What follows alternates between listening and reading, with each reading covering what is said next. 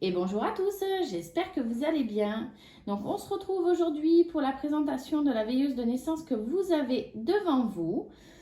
Bien évidemment, vous trouverez tous les tutos pour réaliser cette veilleuse de naissance sur ma chaîne. Je vous mets en barre de description les liens des tutos pour que vous les retrouviez plus facilement. On va commencer la présentation par l'extérieur, puis après je vous parlerai de l'intérieur. Enfin, je vous l'allumerai et je vous la rapprocherai pour que vous puissiez voir un peu mieux tous les éléments de décoration. Donc, cette veilleuse de naissance fait 20 cm par 20 cm, 45 cm de hauteur avec le dernier cube jouet. Elle a deux tiroirs sur le devant pour pouvoir y ranger des petits objets comme des tétines neuves par exemple. Les tiroirs sont assez grands. Je vais vous en montrer un. Donc le voici. Donc la personne y mettra ce qu'elle souhaitera.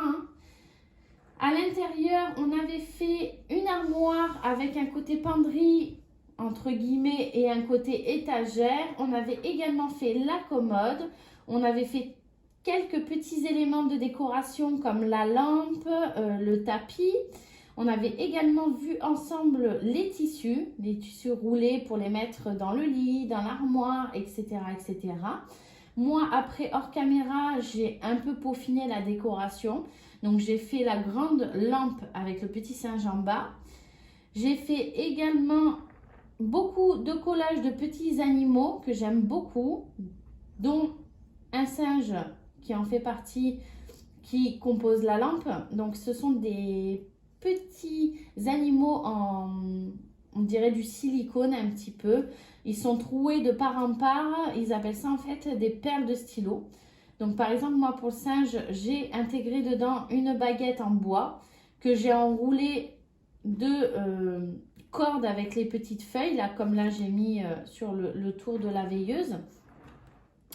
J'ai créé un abat-jour un peu plus grand que la petite lampe. La petite lampe, on l'avait faite ensemble. Et j'ai collé l'abat-jour tout en haut. Voilà, ce qui donne cette lampe. Donc pour le lit, le berceau, on ne l'avait pas fait ensemble parce que j'avais pris le tuto à quelqu'un d'autre. Donc je vous avais mis le lien de son tuto qui était très très bien expliqué. Donc je ne vais pas m'attribuer les mérites de ce que je ne fais pas. Donc voilà, vous trouverez tout ça en barre de description, bien évidemment. Donc je vous l'allume, je vous la rapproche. Donc là, on avait caché l'interrupteur dans le cube jouet. Le couvercle n'est pas fermé, comme ça à tout moment on peut changer la guirlande s'il y a un problème ou quoi que ce soit. Voilà, j'avais pas scellé le couvercle lors des tutos. Donc voilà, je vous la rapproche. Vous voyez bien là les petits éléments. Donc dans l'armoire, on va retrouver un petit paresseux, une petite girafe, les petits tissus qu'on avait fait ensemble. J'en ai mis un sur l'étagère, j'en ai mis un dans un des cubes joués en bas. Vous avez le petit train là, donc j'ai mis la petite lumière devant.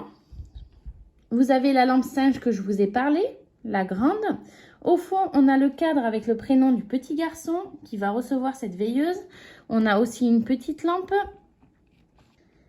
Et ici, c'était le rectangle que je vous parlais qu'on avait fait ensemble. Donc moi, j'ai juste mis des tissus dedans et des lumières. Dans le lit, vous avez des tissus également et on avait fait ce petit tapis lion ensemble. Donc voilà pour cette veilleuse de naissance. J'espère qu'elle vous plaît. J'aimerais bien que vous me partagiez la vôtre. C'est très très important pour moi. Donc pour ça, vous pouvez me contacter à tout moment sur Messenger, sur Instagram ou même venir faire partie de mon groupe de partage sur Facebook, la Scrap Room by les créas d'Elena 18. Je voulais faire une aparté par rapport au tuto. L'été, je ne fais pas de tuto. L'été, c'est le moment où je réfléchis à mes prochaines créations, où je les mets sur papier, voire même je les teste avant d'en faire des tutos. Donc là, j'ai plusieurs projets en tête. Donc, je vais y travailler tout l'été. Je vous retrouverai, je pense, mi-septembre, début octobre. En attendant, je vous souhaite un très bel été. Je vous souhaite également une très belle journée. Je vous dis à très bientôt.